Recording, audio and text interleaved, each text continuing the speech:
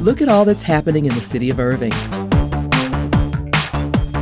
I wouldn't live anywhere else. Residents are not the only ones taking notice. Bloomberg Business Week named Irving to its list of the 50 best places to live. The magazine says Irving ranked high on our list as an area with great parks, golf courses, large numbers of restaurants, and a low rate of violent crime. I absolutely agree. The city is outstanding. The services of the city are outstanding. There's a lot of pride here, and we appreciate that. It's just a great place to live. I mean, it has a lot of things to offer. You know, great restaurants, great eating, and just a great community. I had the opportunity to work in 13 different stores across the state and different states, and by far this is the most that you see a community where it's like family. Here are some of our successes. 1 year ago, State of the City celebrated the opening of the Irving Convention Center at Las Colinas. In only the first 9 months, it hosted more than 160 events, drawing 100,000 visitors. And typically new convention centers take a good 2 years to start ramping up on business. And we're already at levels that probably be around year 2.5 to year 3.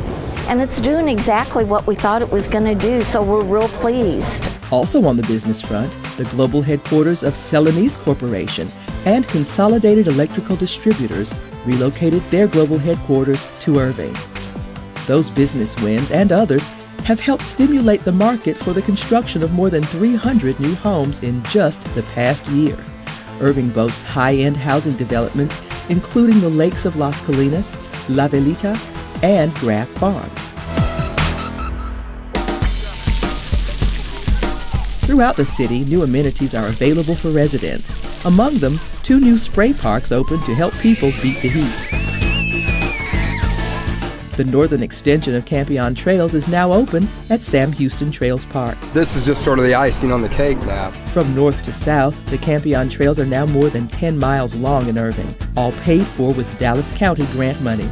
The city has capitalized on the grants to complete many projects. It's not a coincidence that we've done 5, because every project is really, really top-notch. It's done on time. We've got some projects in some cities that we work with where the plans are always going to be done in another month.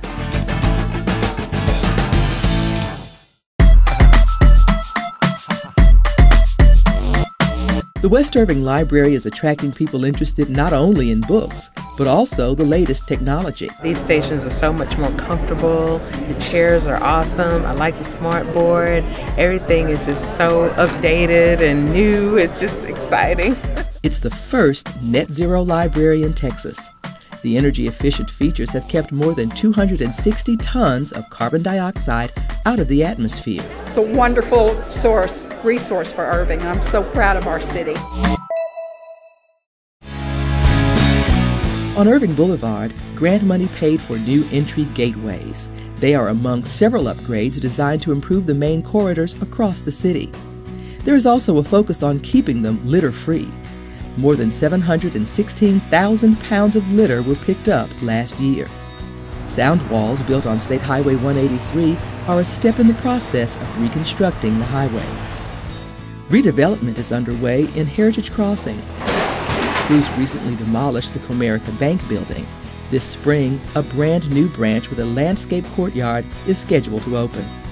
Other projects in Heritage Crossing are already complete. It's been very easy doing business here, even from the construction side. The Chamber's been very helpful to us, putting us in contact with the right people. The city's been real helpful. It's a very smooth opening for us. Across Irving, crime dropped for the 8th straight year and set a new record low. Neighborhoods are improving. On Tudor Lane, crews tore down substandard apartments and new homes are being built in their place. Those successes and many others led the city to earn the Texas Award for Performance Excellence. City of Irving is the first city to be a recipient of that award. It's an honor based on a thorough application, study, and on-site visit by a panel of judges. Well, City of Irving, they had a lot of strength in the area of leadership and management, and of course communication. I think this is a great accomplishment for the city. It shows that we're going beyond what is expected. We're looking at how we can do things more efficiently and actually use their tax dollars more wisely. I also want to applaud Tommy for staying the course, getting the results, and being able to demonstrate that a city really can deliver good benefits to its citizens while reducing its costs by $18 million and provide an example for all other cities across the country. It all comes together to make the city of Irving a place residents are proud to call home. A recent survey showed 3 out of 4 people would recommend living in Irving, and more than 70% rate services as good or excellent.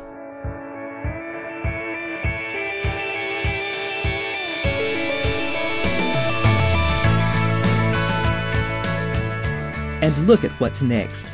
The Dart Orange Line is just months from opening. The Orange Line, which is under construction today, will actually open to the Irving Convention Center.